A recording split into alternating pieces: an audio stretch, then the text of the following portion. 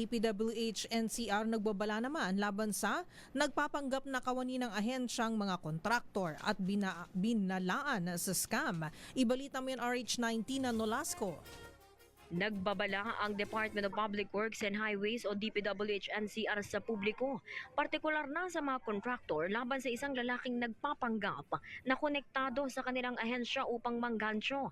Sa anunsyo ng DPWH-NCR, isang individual na nagpapakilala bilang Alvin De Los Reyes at gumagamit ng mobile number na 0945-3288-567 ang napaulat na nakikipag-ugnayan sa mga kontraktor.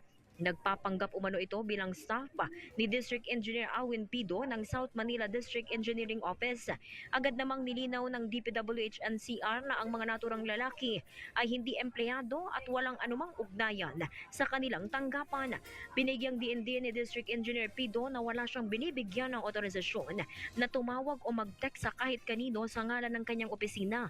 Pinapayuhan ng ahensya ang publiko na maging mapagmatyag at huwag basta-bastang magpapadala sa mga ganitong uri ng mapanlinlang na komunikasyon. Ito si RH19 na Nolasco para sa DZRH, una sa Pilipinas, una sa Pilipino.